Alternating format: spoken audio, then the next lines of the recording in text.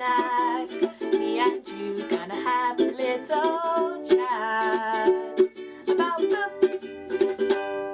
Hi guys! So I am here today to do a cover chat, and today we are going to be discussing Robin Hobb's books. I've already done a cover chat that is discussing Assassin's Apprentice, which is the first one in the Farseer series by her, and all the different covers around the world are discussed in that one. But we're going to have a look at all of Robin Hobb's stuff in the realm of the Elderlings, and we're going to have a look at some different artists who have contributed to making her covers so beautiful. So, starting with the Farseer books, which are the first one chronologically. So I'm not going to tell you an awful lot about what the books are actually about. All you need to know is that the Farseer books focus on a young boy called Fitz as he grows up at a castle.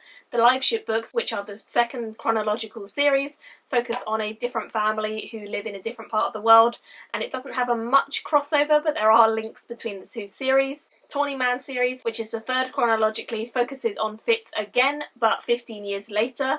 And then we've got the Rainwild Chronicles, which go back to the characters, or some of the characters from the Liveships. And finally, the most recent series is the Fitz and the Fool series, which is currently coming out. That one, again, focuses back on Fitz as the main character. So, there are a few different characters, and mainly Fitz is the focus of the series. With all that said, let's get into the first design for the Farseer covers. So, the first design that I want to talk to you guys about is designed by Marc Simonetti, and this is a Brazilian cover designer. Marc Simonetti's covers, I actually really like them. I think they are very beautiful, and you'll find that with most of the cover artists who I'm talking about.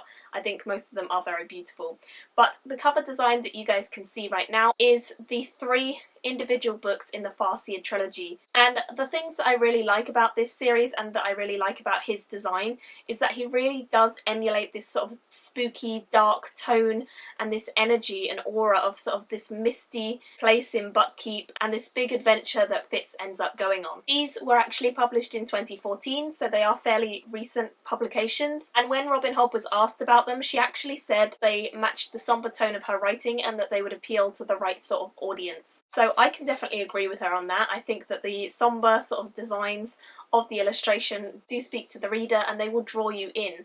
They're quite murky, they're quite ethereal, and we definitely get a sense of fantasy from them. That's something that not all fantasy designers do very well, but this guy seems to know what he's doing, which is good. So I really like the first cover, but I actually spoke about that one in my Assassin's Apprentice thing, so I won't focus on that one. I'm going to focus on the second and the third one. The second one I actually love the colours for. I love these sort of pinky purple tones that he's employing. I think they look very beautiful, and I know that Robin Hobb particularly liked the second one as well. I can see why. It's very beautiful. I love the fact that we're sort of standing on this sort of tower and we're looking down into the streets and stuff, and you can see all the architecture in the background. You can see all the little pinpricks of windows with candles or something behind them. It doesn't feel like an electric city, it feels like a castle, which I think is fabulous, and it just has that really sort of dark, somber tone to it that makes it just right for the tone of this series, because Fitz goes through a lot. He really has a lot to deal with.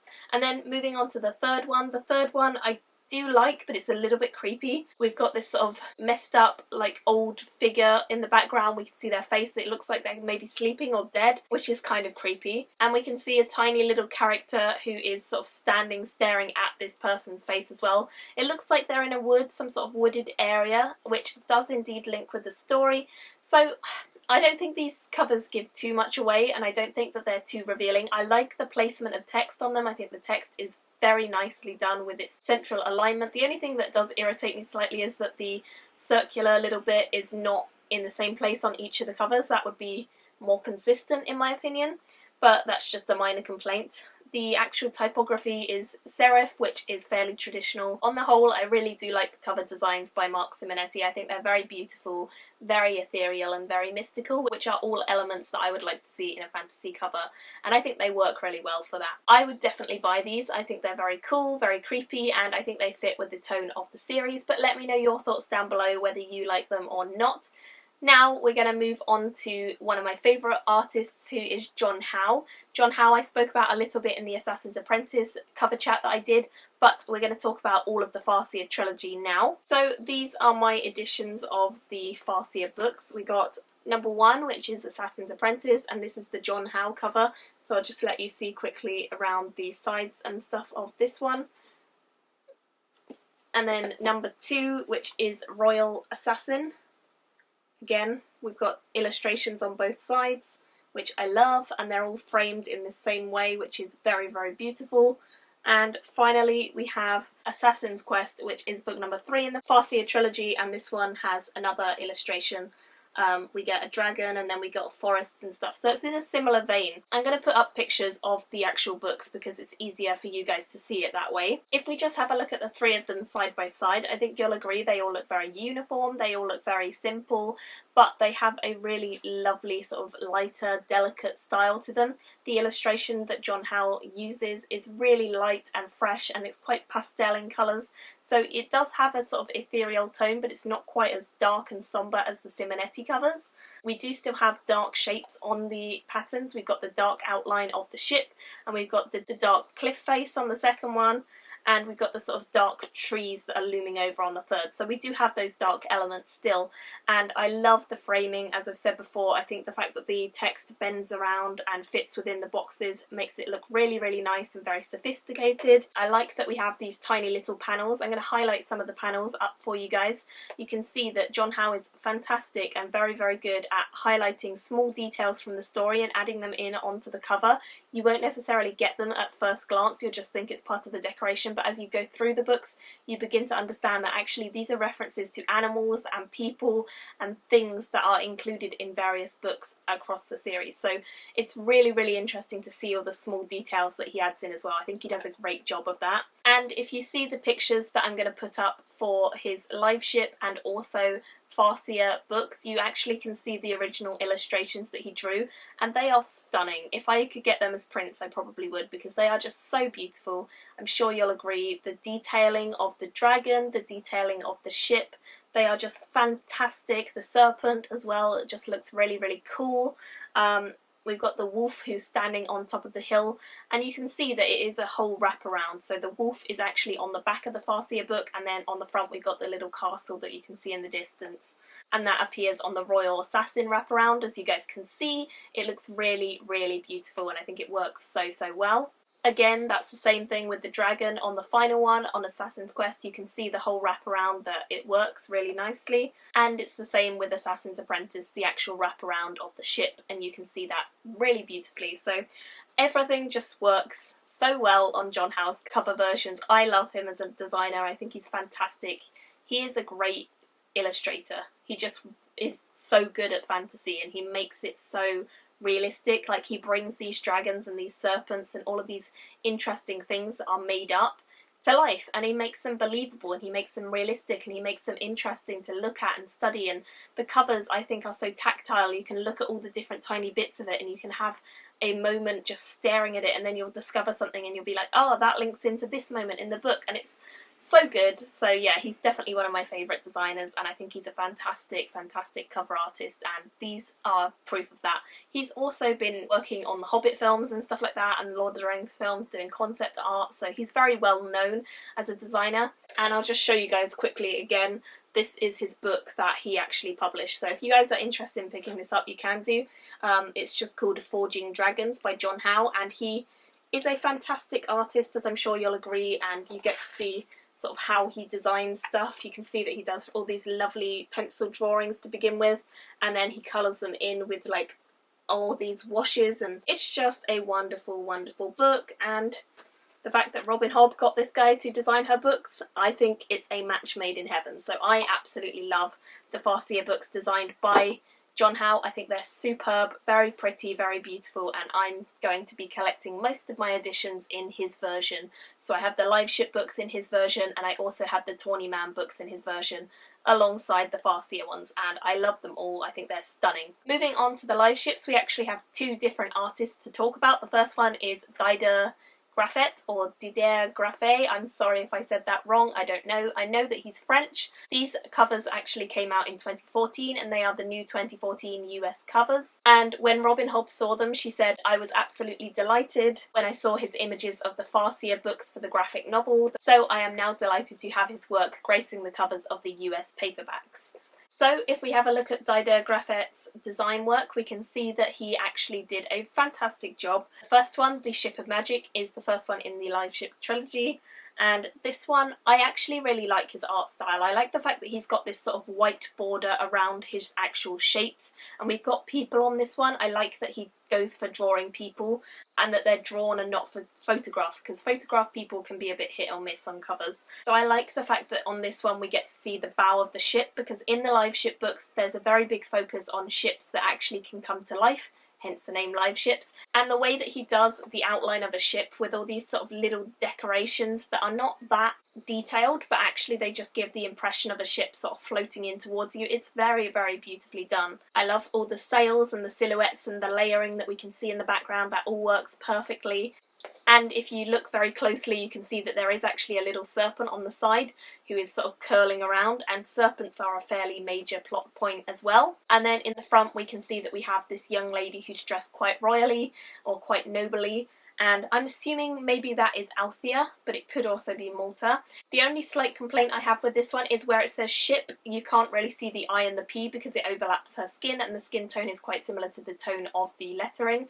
But other than that, I think the writing works well. I wouldn't have chosen such a bright yellow. The Ship of Destiny, I'd probably have changed the colour of that. Moving on then to the second one in the Liveship Traders, designed by Graffet. This one is called The Mad Ship, and this one I really like. In fact, I just like all of his designs, to be honest. I think that the way that he overlaps these tiny little swirls, it just makes it really beautiful and very ethereal. It feels as though everything is sort of coming from this small point in the design and it's all erupting out, and all of these magical, fantastical characters and this awesome world with all these magic systems is just exploding out. And that's kind of what happens in the book, because you think it's a fairly standard story to begin with, and then you learn about Liveships and you learn about the Rain Wilds and you learn about the magic and the serpents and the dragons, and I don't want to give any of it away, but it does kind of just grow and more cool stuff happens as it goes on. And I think you do get that vibe of movement and growth from the design of these covers. This one is a kind of ethereal green colour, kind of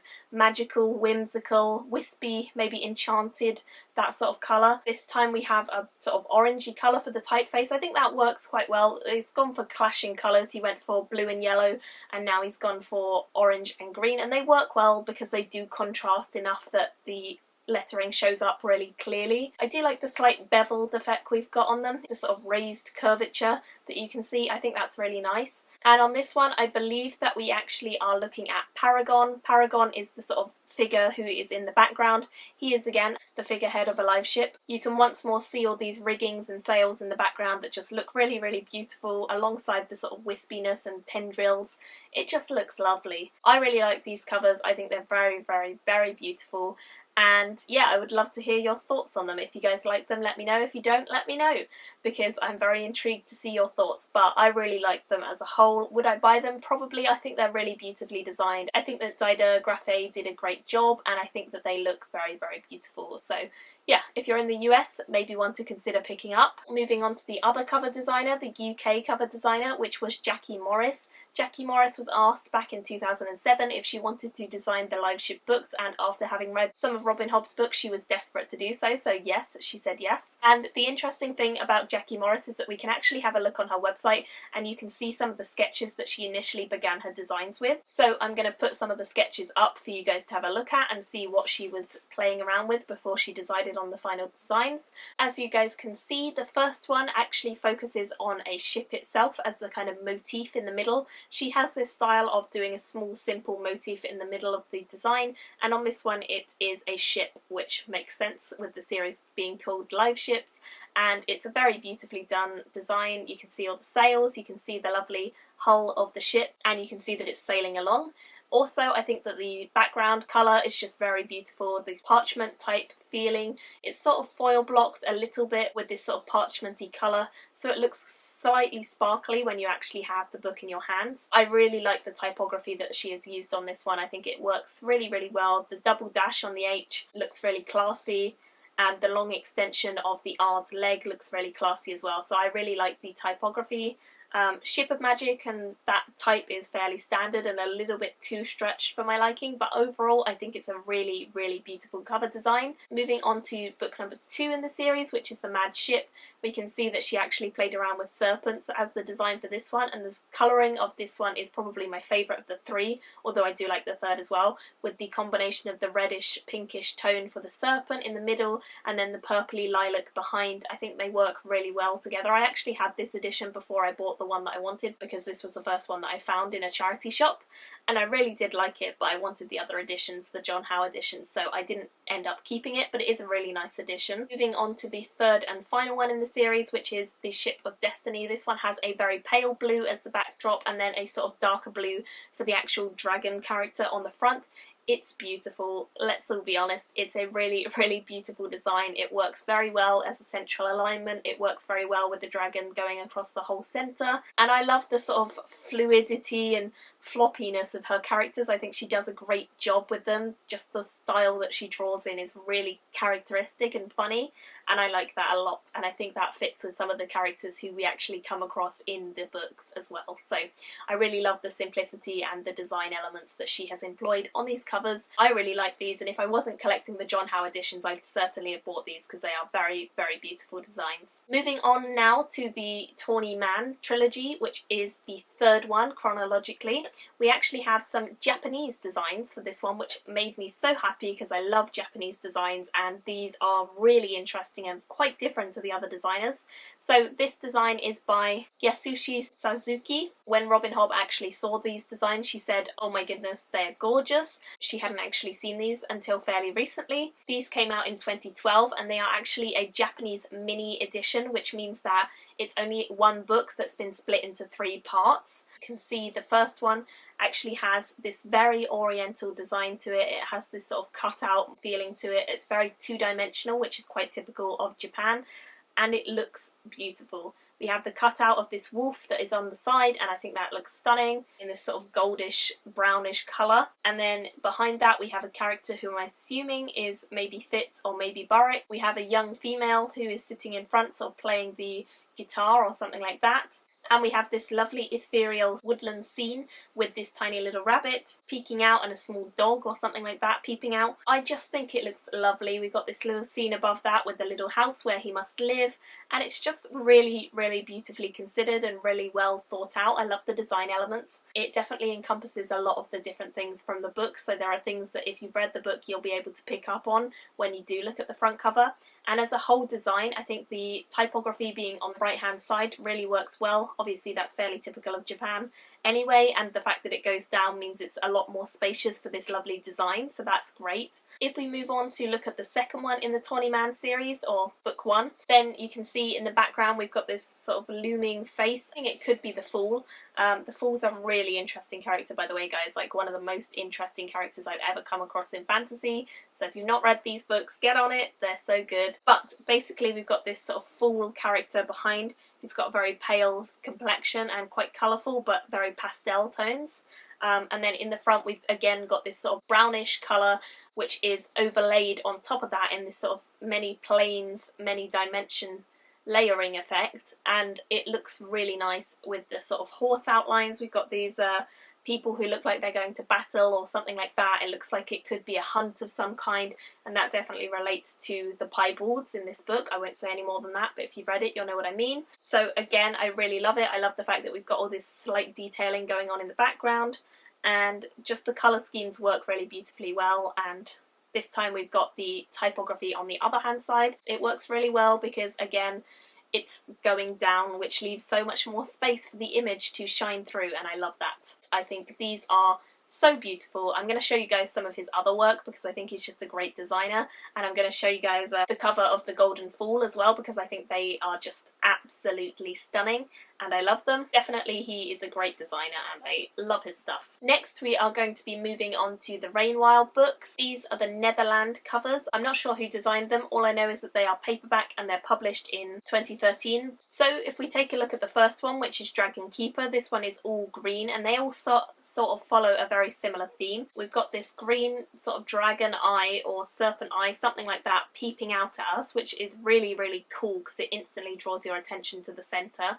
And we've got all these leaves around it. A massively contrasting orange for the name Robin Hobb and the main title down at the bottom. They're a bit hit or miss. They do feel a little bit juvenile to me, a little bit less designed than many of the others, because many of the other ones I've shown you are either handcrafted or hand illustrated, whereas this one feels a little bit more digital. I don't know if it is or not, but it feels more digital. I like these covers, but I do think that they have less of an appeal because they don't tell you that much about the series. All they say is there might be dragons, which you can get from the title anyway. Generally the placement, the central alignment works well. As you guys know, central alignment is kind of my favourite thing, and it's very balanced, and I think that the typography, the colours stand out well enough that they pop out. On the whole, it doesn't interest me as much as some of the previous covers do. It doesn't intrigue me as much because there's not as much going on. There aren't so many little elements to spot. So on the whole, I think that they work as covers, and I think that as a children's design they would work really well, or a YA design, but I don't think they have quite the sophistication of some of the other designers. I think they could have done a slightly more interesting or diverse job with the covers. I mean, I don't mind having one that is like that, but maybe do a little bit different, maybe do a claw or a tooth or something else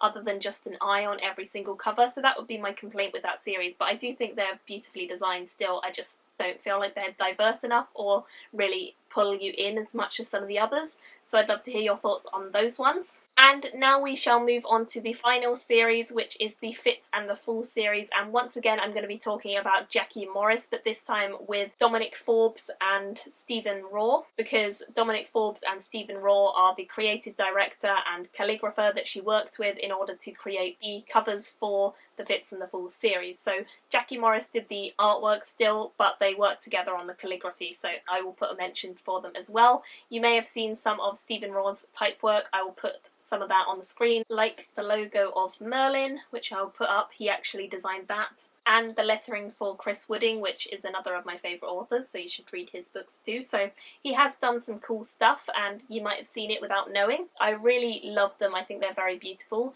If you have a look at her initial sketches, again, you can see that she starts by drawing out the designs very small. She actually showed some close-ups of some of the letter forms that she worked with Stephen Raw and Dominic Forbes on, so you can see that she was drawing them out separately, and she had a bit of practice and time speaking to the two of them, and so that they could get it all right and working beautifully. And then you can see that there is a large focus on the heraldry in these two covers. The Fool's Assassin is the first one, and see the flags, you can see the shields and things like that, and the capitalised letter form that is drawn out really beautifully works really, really well as well, and the whole thing gives you this kind of heraldry medieval vibe, which works really well with the trilogy as a whole and with the series as a whole, because they're all set in this kind of medieval type world, fairly standard fantasy world, but some very cool magic included. This one feels a little bit more of a luxury item, whilst most of her other stuff has kind of had this parchment feel. This one feels more rich, the more vibrant colours. We've got the deep blue, and the second one I love even more actually.